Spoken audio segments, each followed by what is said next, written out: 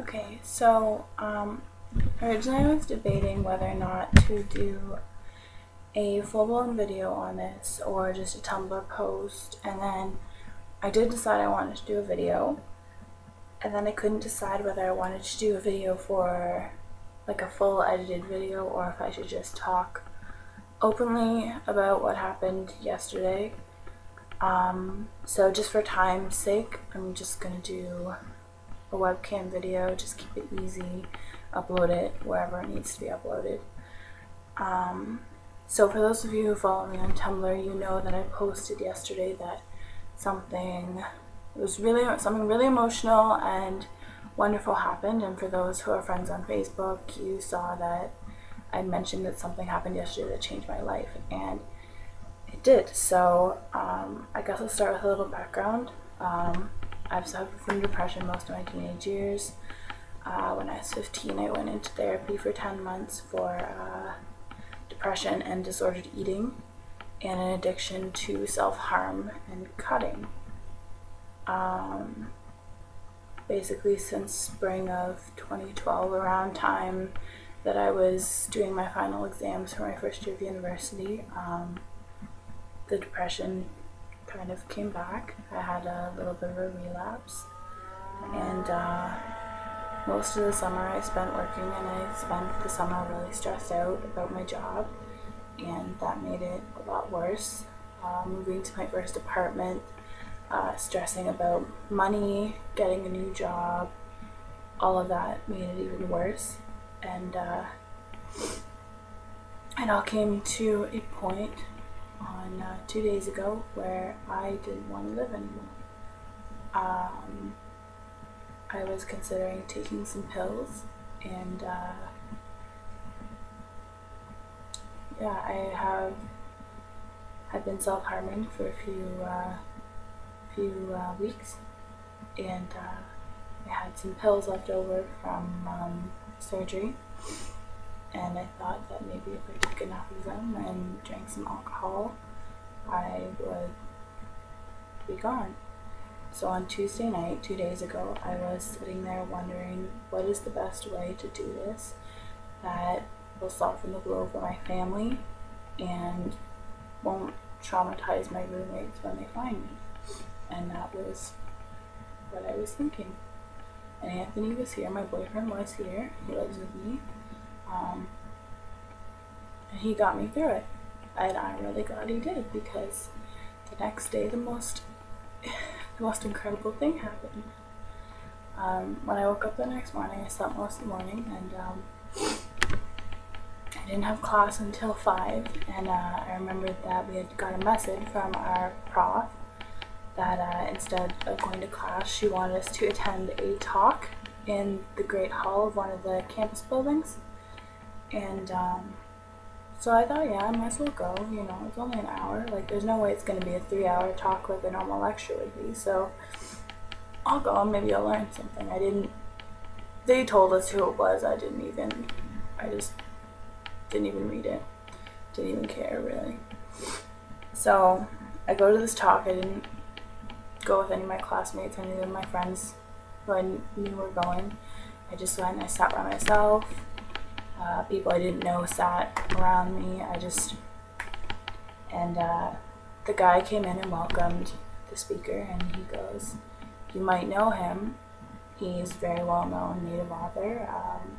He wrote, he said 3 Day Road," and then he goes, and he also he wrote one of the books that is very acclaimed, very popular recently, and that is The Black Spruce, which that's one of my favorite books. That, like, this I'm holding hostage, this is my boyfriend's mother's or father's book that he lent to me once, and I brought it here with me to Peterborough because I love this book.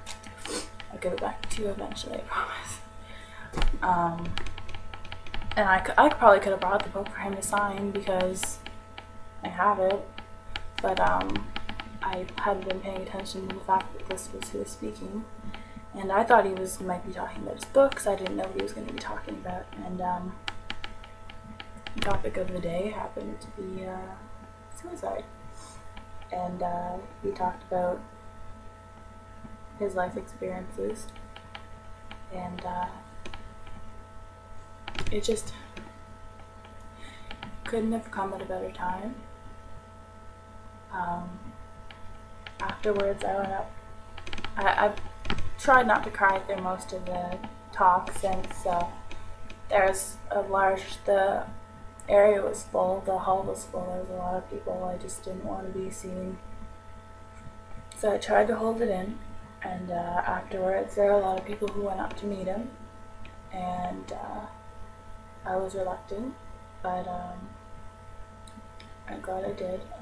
I went up and I waited. People were just getting to sign their books, and I thought, well, I might as well get him to sign something, but mostly I just wanted to thank him, because what he had said had made such a huge difference. Like, suffering from depression, you think nothing's gonna make a difference, and when people tell you they know how you feel, it just doesn't make it any better. It's a slight comfort knowing that someone else is going through what you're going through, but it's not the same as what happened to me yesterday. I don't know how to explain how much it affected me, but I told him what had happened, and I told him what I've been going through, just like a little brief summary, kind of like this.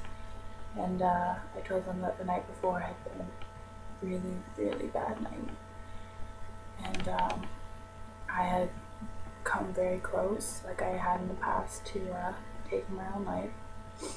And he stood up, he asked if he could hug me, he hugged me, kissed my cheek, and he told me to do the same thing he did, to talk about it. And so I'm talking about it. And one of the things he said in his speech is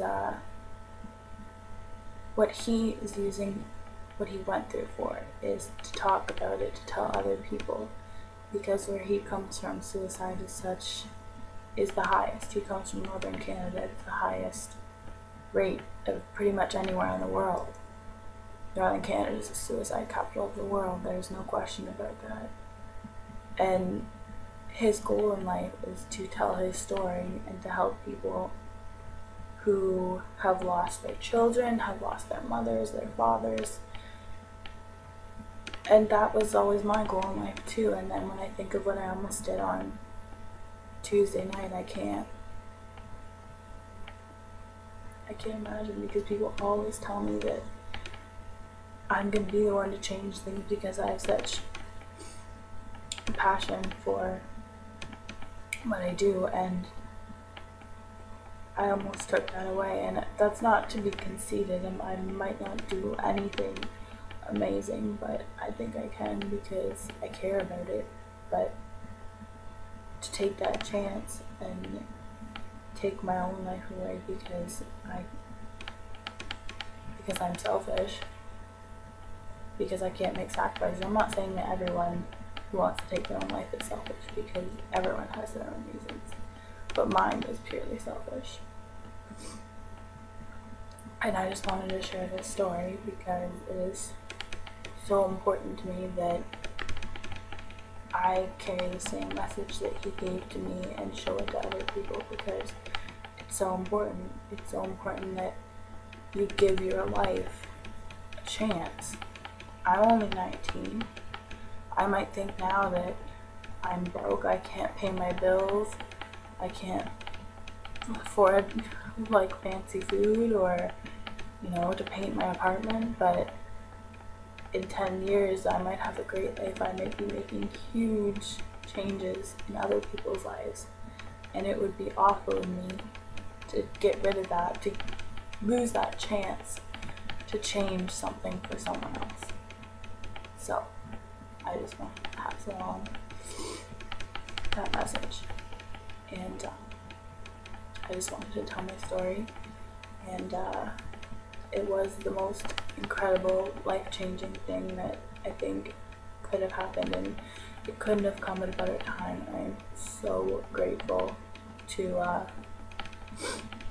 to this man who doesn't even know me, and maybe he'll see this video one day, but I doubt it. And I just want him to know that I am so grateful. Chimiguach, it means so much. And I know that you didn't plan to be there because of me. It just happened, and that's what surprises me the most. I don't believe in fate, I don't believe in a God.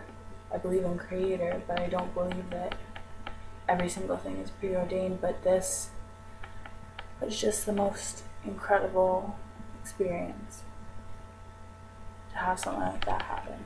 So that's my story, and I hope sharing it can help someone else who's going through the same thing, because whatever you're going through, it might not feel like it's going to get better, but you don't know. You don't know if you're going to be happy. Of course you don't, but there is a good chance that if you find something that is going to change your life, then maybe you will realize that you do want to be happy. Because I was at a point where I didn't even want to be happy. I was going out of my way to make myself unhappy just so I could not get better, basically. I would say I was going to get help, but every time I thought of calling a doctor or talking to someone, I just didn't do it. I said I was going to go to the doctor and get help. I said I was going to go to a counselor or go to an elder, and I didn't, which is me deliberately taking steps to prevent me from trying to be happy. And I know it's not as easy as just, think happy thoughts, but that is definitely a step, and I know it's difficult. And I think without what happened the other afternoon, that I wouldn't be taking these steps to try to make myself happier, but I am, and that's what's important. So if anybody ever wants to talk about anything, I am always here to talk. Whoever you are, you can be younger than me, older than me. I've gone through it. I've gone through it a couple times. So wherever this video gets seen, you can talk to me there. Easy as that.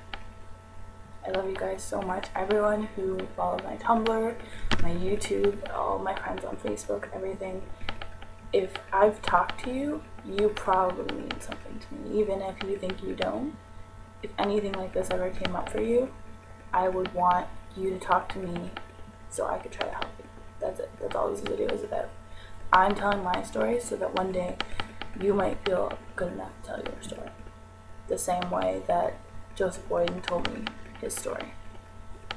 Okay. See you guys later.